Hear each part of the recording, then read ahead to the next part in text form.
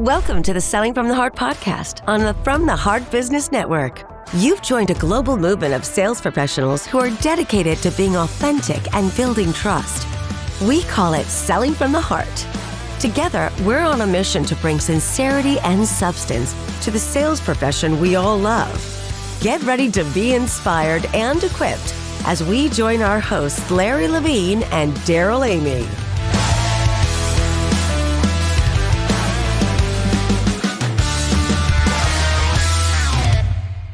Does your CEO value trust and authenticity as a foundation of your company culture?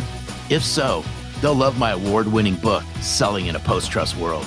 This powerful book dives into the principles of authentic leadership, showing how trust and meaningful relationships can drive real results. It's a must-read for leaders who prioritize people, connection, and culture. Now, you can send your CEO a free copy of this game-changing book. It's simple, free, and the perfect way to celebrate a leader who leads with heart. So visit ceo.sellingfromtheheart.net and we'll send a free copy of the book to your CEO today. That's ceo.sellingfromtheheart.net. Because leaders who value trust will embrace this book and take your company's culture to the next level.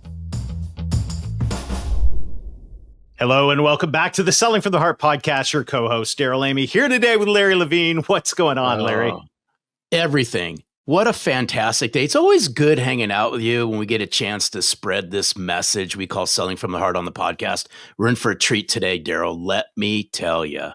Get ready for some big day energy and wisdom. Our friend Eric Bam is here. We're going to have an amazing conversation. We told you we're going to keep it hot all summer, and we've been doing exactly that. Thank you to everybody who's joining us. And maybe you're joining for the first time, and I just want to say welcome. You've joined a growing community of sales professionals that are dedicated to being genuine, being authentic, building trust. We call that Selling from the Heart. And we love this community of sales professionals and leaders all over the world who are tuning in. Yeah, speaking of great leaders, Ellen Murphy, I just wanted to say it has been terrific getting to know you as you lead a wonderful team out there in Ohio. Keep doing what you're doing, and most importantly, lead from the heart like you're doing right now. I love it. I love it. Well, today we've got a powerhouse in the studio. His name is Eric Bam. As the Executive Vice President of Sales and Marketing at Perfect Crust Pizza Liners and IncredibleBags.com, Eric has spent over 25 years turning pizza liners into a passion-fueled purpose, helping pizzerias nationwide deliver hotter, crispier pizzas while building authentic customer relationships. Not only that, he's a best-selling author and keynote speaker who proves every day that vulnerability, storytelling, and unwavering belief in your product can turn a routine sales call into transformative connections. And on top of that, he's the author of some incredible books, 10 Pillars of Big Day Energy, where he breaks down the mindset, rituals, and habits that fuel peak performance, and his latest book, Big Day Wisdom, which is packed with actionable insights, real-world stories, and the hard-earned wisdom that fuels success when it matters most. And he's here with us right now. Eric, welcome to Selling from the Heart. It's great to have you here. Thank you. I actually sound like I'm impressive. Dude, you are right? Hey, By the way, everyone, you're in for a treat with Eric, but his last name sums up what this conversation is going to be all about. Let's go. That's right. All right. Well, we're going to kick it off with your answer to the question that every guest on Selling from the Heart answers, and that is, what does Selling from the Heart mean to you, Eric? I was mildly prepared for this question, and I will tell you, you knew it was coming. I knew it was coming, right? And I still wrestled with what I wanted to say, but I think selling from the heart is not selling at all. And some of the things that you guys talk about, and it's relationships. And my son's now in sales, and I told him, I said, "Man, I stopped selling a long time ago. I don't sell. I'm building relationships. I'm helping. I'm a giver. I'm pouring into people. I'm making people be value driven. I'm doing all the things that you want from a salesperson. I'm not selling anything, And I think for me, it's just about not selling and being a good friend. So that's my answer. No, it's all good, and it's your answer. So we got to unpack this a little bit before we dive into all the goodness that you bring out to the sales community. But there's going to be some people out there that are going to say, Eric, come on, right? Yeah. Well, you're in sales, you're selling things. We all know that. But just peel this back, for lack of a better word. Sure. I mean, speak to those people that are going, come on, Eric, you are selling something. Get over it. Yeah, I mean, we're all selling every day. I look at it and I think about the pizza community for me, right? And I look at selling from the standpoint from a social standpoint of I'm sharing customers' content. You know why? Because if I share their content, I'm bringing value to them. You know who else does that? Nobody. I'm sharing their content. I'm sharing content within the pizza community that brings value to them. I'm talking about my family because we all connect over that stuff, right? I talk about our business last and quite honestly, not very much because no one gives a shit about what I do. It's selfish. But if we connect over community and we connect over family, I don't have to sell anything. So that's kind of where I come from that standpoint that I don't want to be out there and be some, sell me this pen. Like who wants to be that person, right? We don't want to be that. And I think there's so many other ways to connect with people by the way, I disdain the term bring value because I just feel like it's so cliche in the sales world that we can go to sales trainings and Larry Levine doesn't do this, but there are other sales trainers that say you have to bring value, and people sit there and in their mind they're like, what the hell does that even mean? And in the food world, it's bring samples, it's share my content, it's talk to me about happy hour specials, it's help me get my food cost in line. You help me get my food cost in line, you got a customer for life. So many other ways to help and to create a bond and a relationship that you don't ever have to sell anything. And that's what I try to do. And I don't know if that peels back the onion for you enough, Larry, because I know you love onions, but for me, that's what it's about. It's about keeping it simple. To have a good friend, you have to be a good friend. Hey, by the way, if I bring enough value to you, you'll buy a lot of cases of onions to put on those pizzas. But go ahead, Daryl. That's right. Absolutely. Yeah. Well, hey, I just want to say congratulations on the release of your new book. It's your fourth book. And this is a big day. This is a big day. And if you're watching on YouTube, and if you're not, you should be watching on YouTube. Selling from the Heart is live in video on YouTube. Big day wisdom. This is following 10 pillars of big day energy.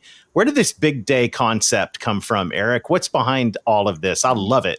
It's, you know what? Honestly, it's something I've been saying for a long time with my sales team and stuff back when I was at Performance. Every day is a big day. We're blessed. We got another one.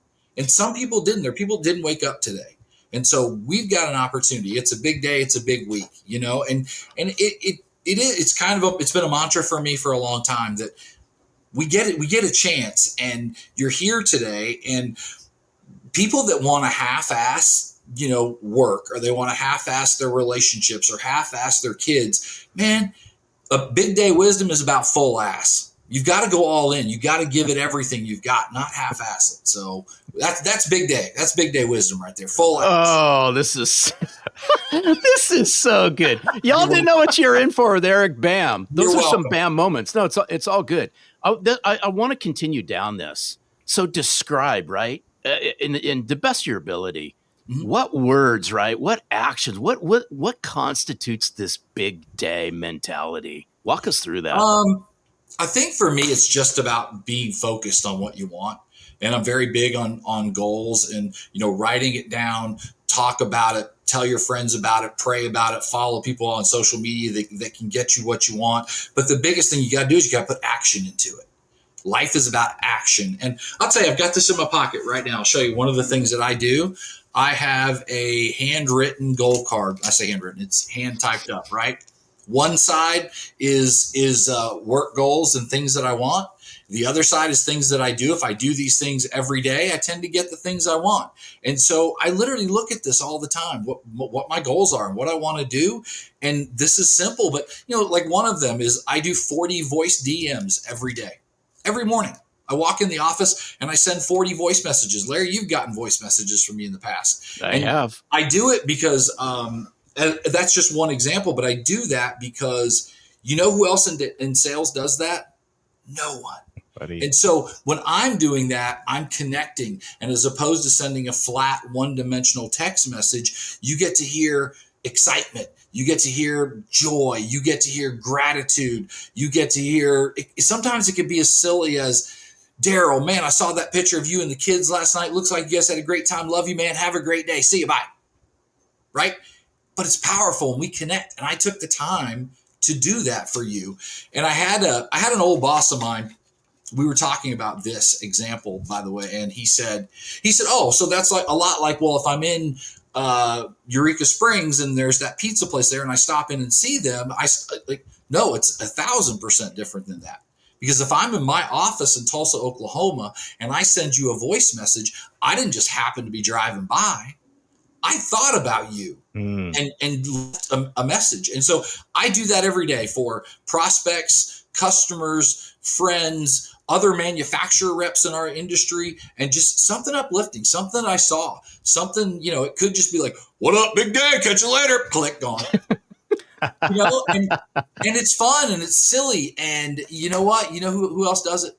Nobody. And it's the little things like that separate you. And it's part of big day energy. You got to bring it. Got to go full ass. We're bringing it every day. So. Absolutely. And I've always been a massive proponent. People say manage your time. I've always leaned more to manage your energy because energy is something that is really, really crucial to sales success in any dynamic. So coach us on this a little bit. How do you show up? What are some of the pillars of big day energy? It's a great question. And I'll tell you, I had this conversation last week with my son one day, and he's 28. He's in sales. And this is shocking. I'm glad you guys are saying this. You're sitting down. It's shocking. I think 80% of it is just showing up and doing the things you need to do every day. If you're consistent, and we talk about this with our guys, like if we're consistently doing the right things, good things always happen. You've got to get on your tractor and you've got to ride. You've got to plant the seed. You've got to work the field. If you do all that stuff every day and you plant the seed and you're on the tractor and you're riding around in the big green John Deere tractor, harvest is going to come. Something I've also said for a long time is effort plus opportunity equals results. And if we put the right effort in every day into the right things, good things happen. And by the way, you can put no effort into the right things and nothing happens. You can put bad effort into bad things and bad things are going to happen. But I think a lot of times it's showing up, Daryl, and it's doing the work and being consistent. And I'll tell you what, in sales, that's not sexy and fun, but that's what wins. That's what wins every day, is not giving up. I'm a firm believer in the sales world that probably 90% of the time when someone doesn't get the business, it is purely because they quit. They stop too soon. They just stop making the call. And so I think that's a lot of it for me. Show up, put in the work, do the action, do it when it's not fun, and watch you be wildly successful. Oh, man, you're speaking my language. I love every lick of this. So what's doing the work look like? Describe doing the work through the lens of Eric Bam. Hey, really quick, by the way, yes, for people who happen to be watching this on YouTube, you're seeing him as in a nice button-down pepperoni pizza shirt. I freaking love it. For those who are very hungry, Eric. Yeah, for those that are listening, go to YouTube and you can see it. But nevertheless, I just had to get that out. You're welcome. What does doing the work look like through the lens of Eric Bam? Walk us through that, please. I'm going to show you I'm going to read some stuff off my goal card in a second, but I will say this. One of the things, and Larry, I'd mentioned this before we went live, is that the 4 or 5 things I was really focused on this year was to, number one, to really focus on AI and Chat GPT and what it meant for us, right? How we could use it. The second thing was like the opposite end of the spectrum, which is if you want to stand out in sales, it's to actually make a phone call. right? To actually pick up the phone and make a phone call. And one of the other items that was on that list was not to focus, Daryl, to your point, with when you know you have the energy, right? But not to focus on, we all know that guy that says, or that lady that says, I worked 72 hours this week, like it's a badge of honor. And I look at those people and I think, we're just stupid.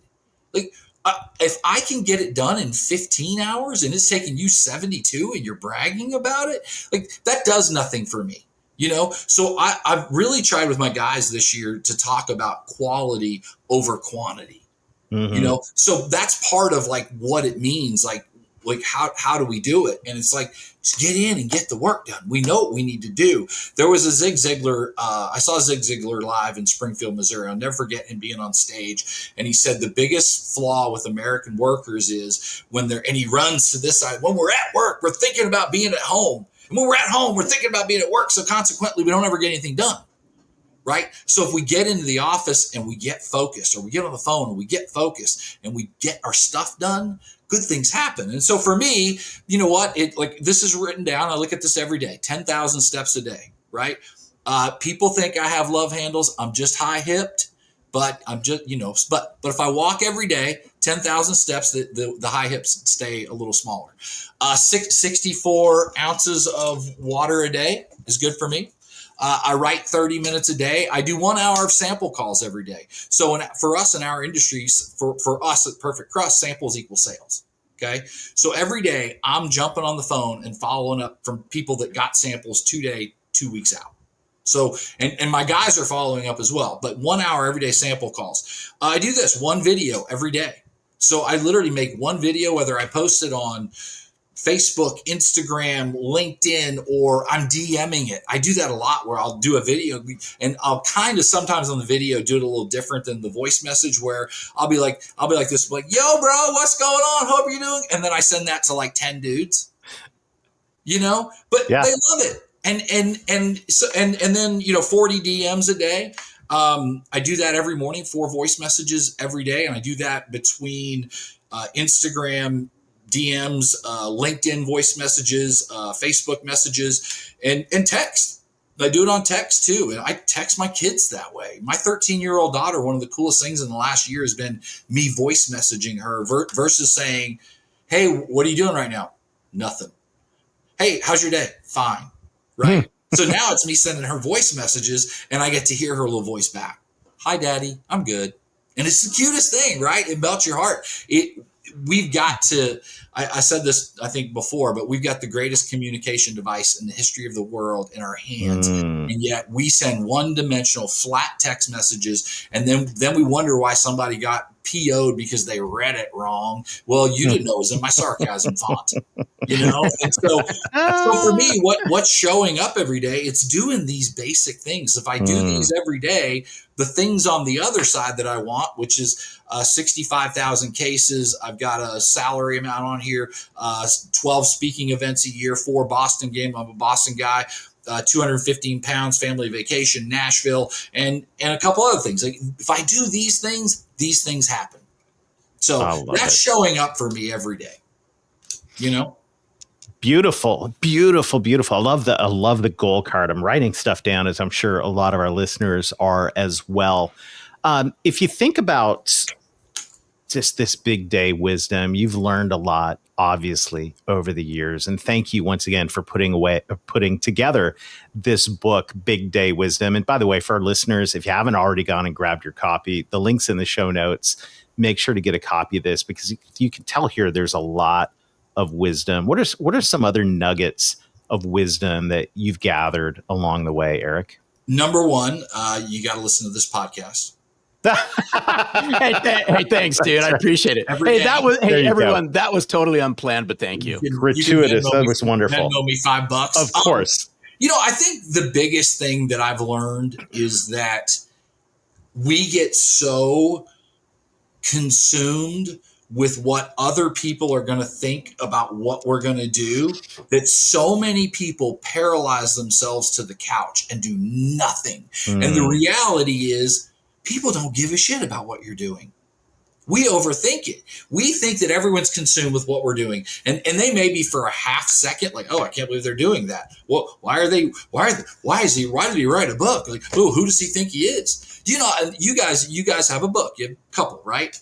And I will tell you, as a guy that can put myself out there on video, podcast, whatever, this was the most vulnerable thing I've ever done, because it's real and it's me and it's freaky, scary, and you're so worried about being judged. You know, this was the most. Now 4 books in, I don't care.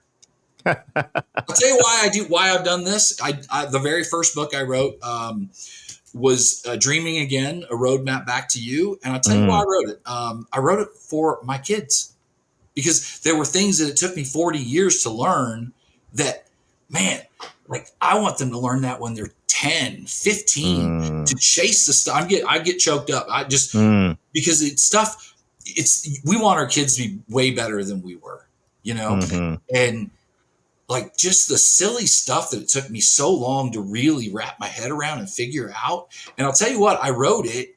And after I wrote it, and you guys know, you read it and you reread it and you reread it again, and it hit me one day like, holy shit. Sorry for that. But holy shit, my friends need to read this. They're 50. I'm 55. I have 50-year-old friends, 40-year-old friends that are zombies. And they get up and go to work every day and they hate what they do. And they've stopped chasing goals and dreams. And everything is stopped being, I'm going to do this, I'm going to do that, to, well, I hope. Well, maybe. Hoping and maybe are not a plan to improve your life. They're not.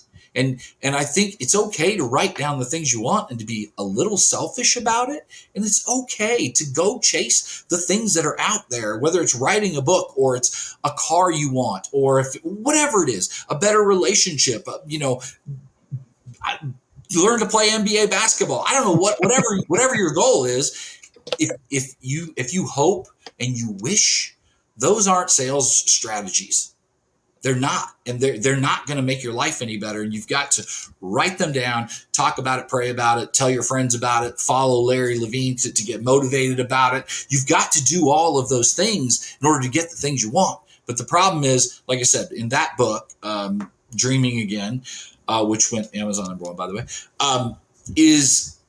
it was originally for my kids. And I'm just telling you, man, it touched some people that they're like, whoa.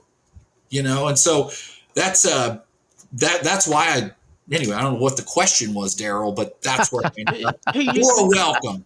You know what? I'm sitting here listening to what you're saying. And again, thank you for sharing. I mean, you could tell you're deeply passionate about all this. There's a lot of what you said that applies to the day in the life of salespeople.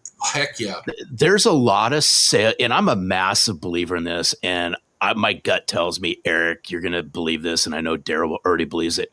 Salespeople and sales leaders want to become better.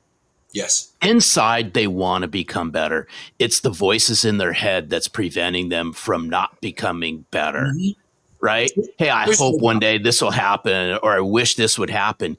Guess what? We got to breathe life. And I'm speaking to leaders on this. We got to breathe life into our salespeople to get them to think a little bit differently, possibly go out and grab Eric's books and things like that. But we got to help salespeople get out of some of the ruts they're in, which is inspiring these salespeople to see and believe that they can do the things they don't believe they can do because of all the head trash they're telling themselves. Yeah. I ran into an old rep of mine from performance last weekend, and we were talking about, being unique and being different. And that was my challenge to her. I said, you've got to, and she talked about like being in a little bit of a rut, and it's been 15 years. And I said, well, what are you doing different? How have you changed? How have you adapted? What are you doing different right now? And I mentioned to her, and I don't have one here in front of me, but one of the things we do right now at Perfect Crust, and we do it almost every single week, is we find a really cool photo of somebody, a prospect, a customer, a manufacturer rep, and we take it and I put it on a coffee mug. Go to walmart.com, wrap it on a coffee mug, pick the handle, the inside color. I just did one recently for Kevin Prince, who's the CEO of Frank Pepe's Pizza out of New Haven, Connecticut. And they're a customer of ours, right? Old 100-year-old place, pillar in the pizza world. And he got to throw out the first pitch at a Red Sox game. I found the coolest photo of him with the green monster in the background, his hand up in the air like this, put it on a coffee mug, red handle, red inside, mailed it to him, $15. He loves us. And I'm not putting Perfect Crust on it. Like he knows where it came from, and it's those little things. Larry, it's like sending you a pizza peel, like there's no value. I say there's no value. There's no value in me pulling selling from the heart logo and putting it on a cool pizza peel and doing a wood burn and sending it, but you know what? I thought you'd love it. I did. It's right behind me. Y'all can't see it, but it's right behind me. In fact, if you look over my shoulder, you can see a little wooden thing, and Eric, you're going to spot it, but there it is. Yep. There it is. There's the handle. You can see the handle right there. Now on those, we do put Perfect Crust on the very end of the it's all good. Because they're already all there. But everybody, I want you to hear this. Yes. This is how you want to be remembered, right? There'll be a time and a place that Eric and I slap high fives. I will let you know this. I've never met Eric face to face. We're going to hug it out, bro. We're going to hug it out. But do you know how many people I have shared that, whatever you call that, pizza peel? Pizza peel. That pizza peel with? Everyone who walks in my house, I share who it came from, why, and all of that. Salespeople, key into what Eric just said. There's gold behind this. It is. And you know what? I'll tell you what, like the coffee mug thing, what started me doing that was I have a couple of favorite coffee mugs, and they're from pictures of my son from college football. And it's what I use almost all the time. I love them, right? And so it hit me one day that if once, to come back to being the most visible and the most interactive brand in pizza, how can we punch up in weight class? Because I don't have a ginormous budget, right? But how can we be visible and yet still be visible, but do things that people will love and give. And so, like I said, we do it. I do it with no expectation of anything in return. I've sent out coffee mugs to manufacturers, reps. It doesn't do anything for me, but I love these guys and I love them. And I tell you what, about 50% of the time when somebody gets a coffee mug and they know it came from me, they'll immediately like, oh my gosh, that's my favorite picture of me and my daughters. I had one guy call me and like did one of those guy things where he's like, oh, just really love that picture. And he's like, how did you know? He said it's behind my desk. And I said, well, I didn't. I saw it on your Facebook and just thought it was the coolest thing. So I put it on a mug. I had one guy who I did a mug for. I found a photo of him drinking espresso from a little coffee mug. So I put that picture on the coffee mug, right? So then he posted a picture of him on Facebook. He didn't know who, because when it shows up, it just says Walmart Fulfillment Center. He didn't know where it came from. So he posted the picture of him drinking from the coffee mug. And I took that picture of him drinking from the coffee mug with him on and I sent him another one. And he's like, what in the hell is going on? Finally, like a week later, I told him, hey, by the way, that's for me. Like, That's so good. It's funny, right? So he's hilarious. A picture of him drinking coffee from a mug with a picture of him drinking espresso. Like, it's hilarious. And you know what? It's the little things. And you're going to remember that stuff forever. My old boss, Mark Duffy, who just retired from Performance Food Service last week. He was there 45 years. And we were having a conversation about coffee mugs one day, and I told him I'd sent some to a couple of people who were talking about it. And he sent me he said, oh, check out these are my favorite coffee mugs. And this one, he said, this is my favorite, but I can't use it anymore because the handle's broke. But he still had it sitting on the shelf. But he said, this is my favorite. So you know what I did? I went snooping, man. I went, found his wife's Facebook page and found the coolest picture of his daughter, Max, from like when she was 10 years old, and in this flowers, like just wildflowers, purple everywhere, purple handle, purple inside, sent it to him. This is the greatest thing I've ever done. You know how guys do that? They try to get choked up and not be choked up, and he loved it. And you know what? Like if we can, as salespeople, if we can touch people that way, you're not selling anything. That's right. So you're not selling. You're building a relationship. You're building a friendship, and that coupled with like doing voice messages every day and just, hey man, I hope you're good. I haven't talked to you in a minute. What's going on? Give me a shout. so many of these guys are friends of mine. It could be nothing anymore than Carmine Testa, world pizza champion in Jersey City. And I sent him a message the other day. I have to go back and find it, but I'm like, Carmine Testa. And I just sang for like 2 minutes, and he sent me, bro, I needed that today. I love you. And I'm like, those are the little things that make us unique and make us stop selling.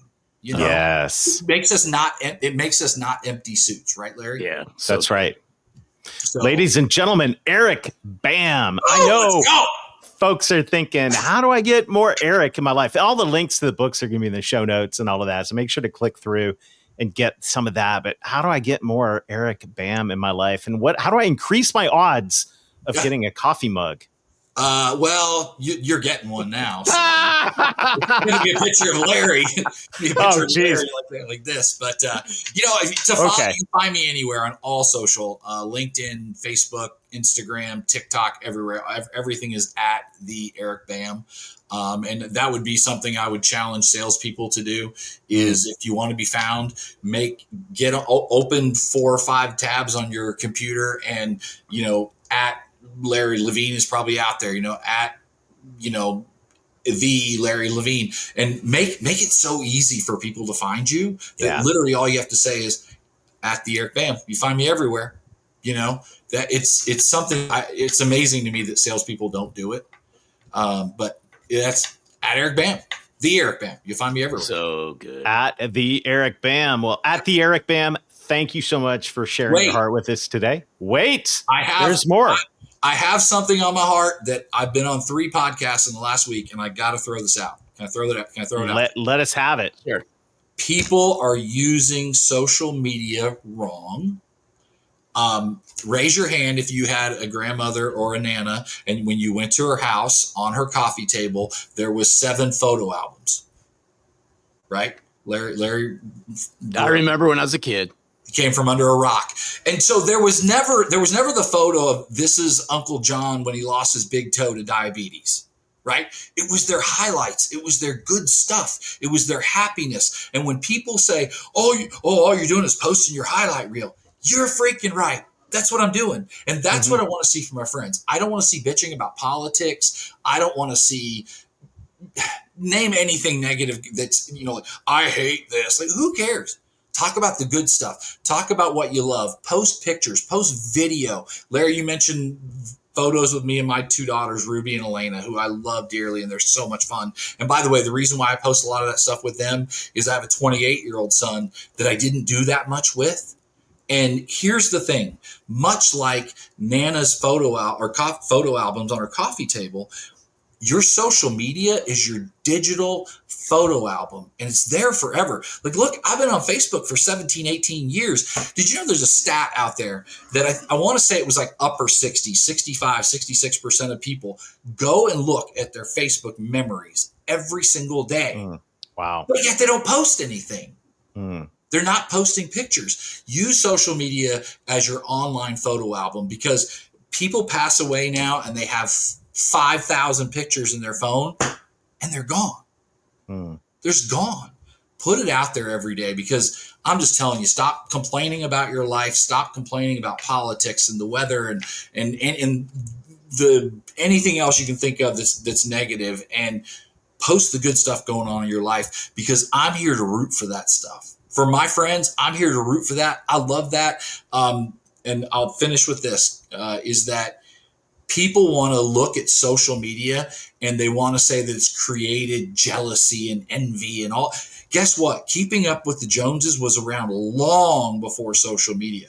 I remember my dad buying a brand new blue Ford Fairmont station wagon or something like that. And my dad purposely did not take the sticker off the window so he could drive it to church on Sunday. Come on. That's what I'm talking about. We were doing that way before social media. You know what I'm saying? So if social media gets you wound up because you're not keeping up with your friends or you're not rooting for your friends, that's your problem.